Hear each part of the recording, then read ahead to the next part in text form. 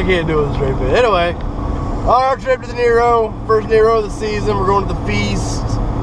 It's February. There's like 4 inches of snow on the ground. It's like -8. Olivia's asleep in the back. Tyler Moore's my co-pilot. Alright, so last year around, what was it, September, October? I think it was like August. No, it was usually, they're only open from September to October, like September 15th to October 23rd. Oh, yeah. Anyways, this place in Ohio, the Ohio Ren Fair. And it was awesome. We had a great time, a lot of cool vendors, a lot of cool spaces there. And I started looking into, like, you know, these week-long LARPs and everything, Drakenfest, Mythodia, Bicklin, and we're hoping to plan a trip here in the next couple of years to go to one of those places.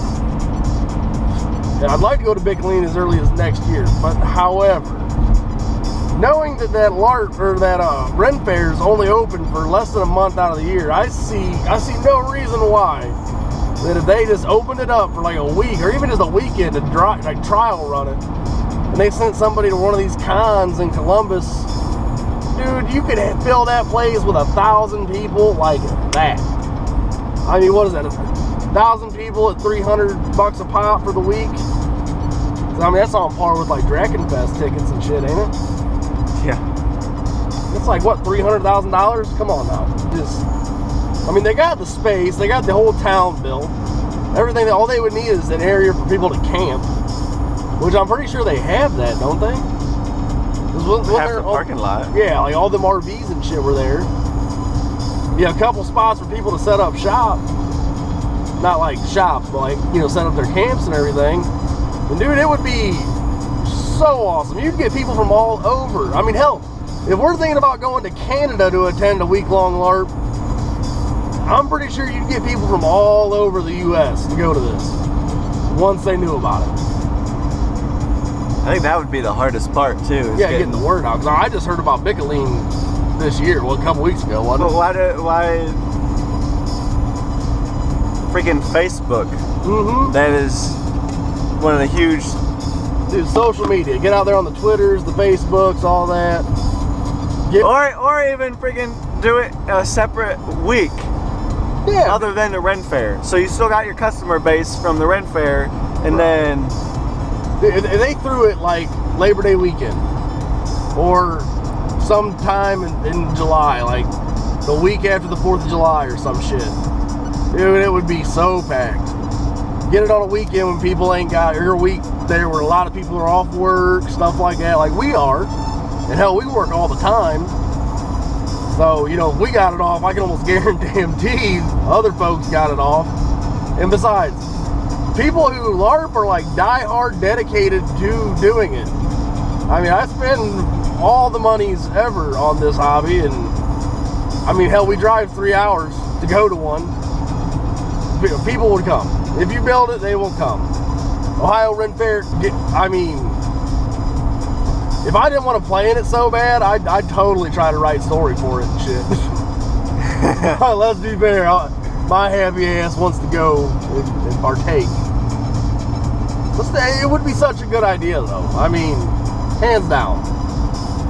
You could either do the big battle LARP, you could do with like minimal RP, you could do the heavy RP. I think they need NPCs though too.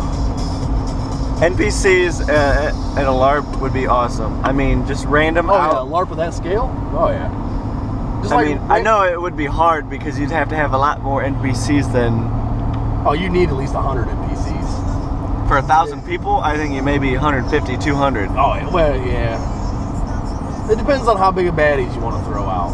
Well, I mean, right. I mean, you know, you throw a couple golems, like make some golem costumes, some troll costumes, stuff like that, like the big, heavy-hitting monsters, you know. And then just throw the classics at them. Undead, orcs, beasties, you know, huggy owlbears of doom, slimes, whatever. Huggy bear doom slimes, what?